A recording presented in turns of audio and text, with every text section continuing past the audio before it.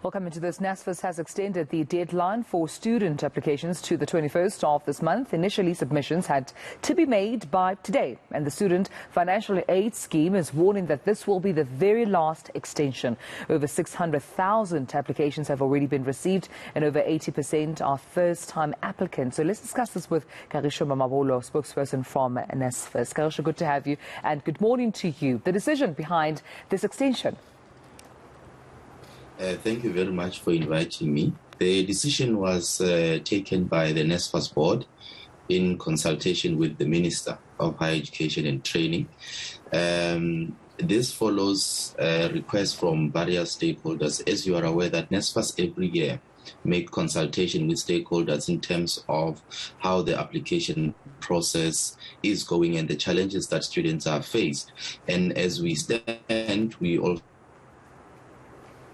the matric results will be released closer to the date that has been announced. So it helps NSFAS actually to move the date closer to the 21st of January, as we will also be reliant on matric results that will be coming out. Yeah, but you're setting out quite a very stern warning there, Kagisho, that this would be the very last extension that you are making, of course, at this particular date, the 21st of January. Yes, because remember, NSFAS usually closes its application at the end of December. This is for the first time in our history that we have extended the application up to January. And one of the reasons is because we have enhanced our online system, where students get real-time responses when they apply. They don't have to wait longer, especially those students that have are beneficiaries of SASSA. So after matric results are announced, we won't have much time really to be assessing applications. The time is quite limited, considering that universities and colleges will be open for registration and outcome of funding needs to be made by that time. Right. And I suppose this was part of the briefing that the chairperson, that's Ernest Khoza, had made to the Minister, Blade Nzimande, around, the volumes of applications. Take me through the number of applications you received so far, how many perhaps you had to, unfortunately, not be able to assist and approve this year. What I can confirm now is those that we will be able to approve. We have already approved over 186,000 applications received. So all those applicants have received their results. They've received messages that they can go and register for free. The others that have not been approved yet, it means that we want to go an extra mile to verify the income.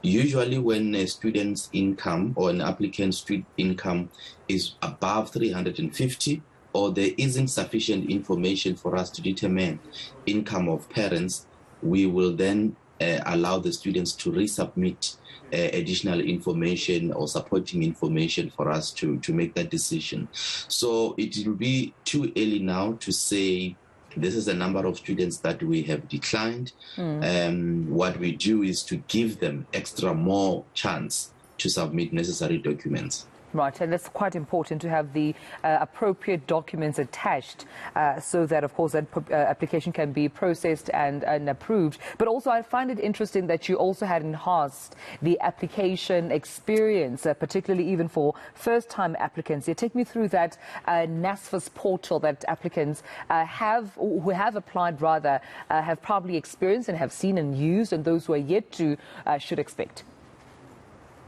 Yes, we have a new board that started in January. We have a new CEO, and part of their priority since they came to office was to ensure that the student experience online becomes seamless. And what has been always a thorny issue for NSFAS was the time that we communicate our outcomes.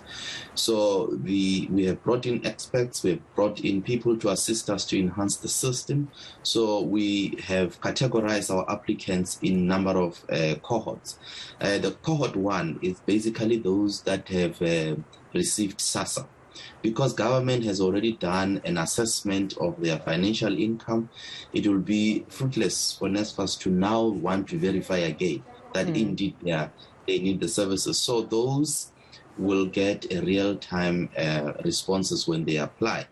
And returning students that are applying for the first time and they have passed well, they will be funded, and but their outcome will be reliant heavily on the final year mark as opposed to the income of their parents. We also are giving permanent residents in South Africa a chance to apply. If a person is a permanent resident and have the ID number, they will be eligible for applying for the online service.